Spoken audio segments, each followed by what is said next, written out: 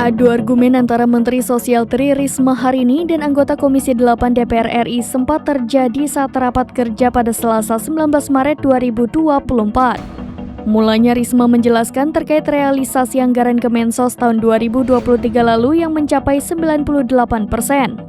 Risma membeberkan bahwa kementerian yang dipimpinnya telah menggunakan uang negara sebesar 85,53 triliun rupiah dari pagu 87,27 triliun rupiah.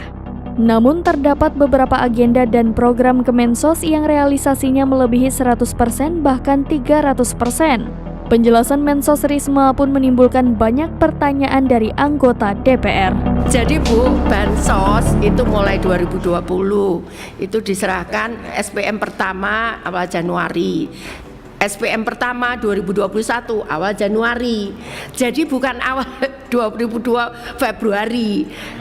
2023 Februari.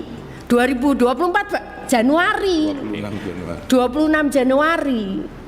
Jadi Bu, kalau dia mohon maaf yang saya bantu itu orang kalau sehari bahkan dia kadang minjamkan kartunya digadekan loh Bu untuk makan.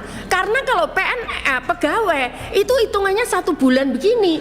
Kalau mereka itu 15 hari sudah habis nih duit.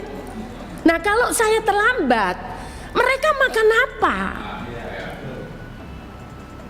Saya nggak mau, tapi yang perlu saya jelaskan Bu, program perlindungan sosial pemerintah itu ada 497 triliun.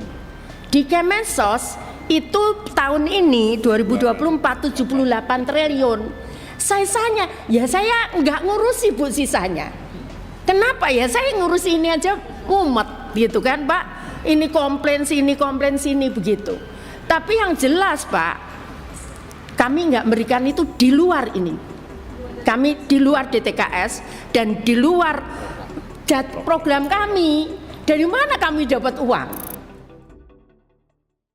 Download Tribun X sekarang. Menghadirkan lokal menjadi Indonesia.